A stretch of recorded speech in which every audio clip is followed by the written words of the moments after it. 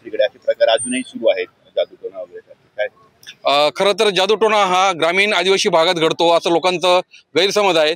कारण आज नाशिकसारख्या शहरामध्ये आणि तपोवनामध्ये असा जादूटोणाचा प्रकार झालेला आहे आणि तोही एका धर्मात अंधश्रद्धा असते असं म्हटलं जातं, पण तसं नाहीये। सर्वच धर्मामध्ये अंधश्रद्धा असते, तर ही मुस्लिम धर्मामधली अंधश्रद्धा या ठिकाणी दिसून येत आहेत।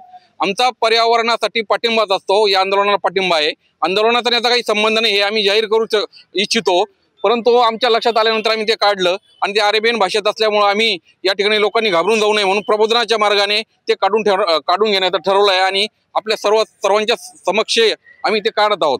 आम्ही अंधश्रद्धा निर्मूलन कार्यकर्ता आहोत आणि पर्यावरण रक्षण व्हावं हा आमचा या कार्यातलाच भाग आहे। म्हणून आम्ही या आंदोलनाला पाठिंबा देण्यासाठी आलो असता आमच्या नजरेस असं दिसलं की या एका झाडाला काहीतरी करणी, जादूटोणा, काळी जादू करण्यासारखा काहीतरी प्रकार असावा असा आम्हाला एक संशय आला आणि आम्ही ह्या कागदाच्या गुंडाळ्या ज्या दोरीने बांधलेल्या आहेत त्यातून एक गुंडाळी काढली, कागदाची गुंडाळी, त्या खूपच पाण्यामध्ये सडून गेलेल्या आहेत आणि काही महिन्यांच्या त्या असाव्यात असं आम्हाला वाटलं।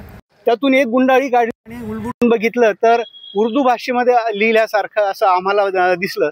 उर्दूच्या जाणकारांना आम्ही विचारण्याचा प्रयत्न केला तर त्यांनी म्हटलं की ही उर्दू भाषा सुद्धा नाहीये आणि ही अरबी भाषा आहे। त्या गुंडाळीवर वरून लिहिलेलं होतं की लटकाना, असं देवनागरी लिपीतून लिहिलेलं होतं। म्हणजे हे अशा गुंडाळ्या बांधण्याचा कोणीतरी सल्ला दिलेला आहे, कोणीतरी मौलाना असावा, कोणीतरी कुठल्या तरी धर्माचा कोणीतरी असा हे ऋषी भगत असावा आणि त्याने हा सल्ला दिलेला आहे आणि अशा प्रकारे त्याने अंधश्रद्धा म्हणून ते करण्याचा प्रयत्न केलेला आहे। हा अंधश्रद्धेचा प्रकार आहे आणि ह्याच्यातून काही साध्य होत नाहीये। आम्ही गुगल ट्रान्सलेशन करण्याचा प्रयत्न केला तर त्याच्यातून हे प्रेम प्रकरण वगैरे असं काहीतरी असल्याचा संशय आहे।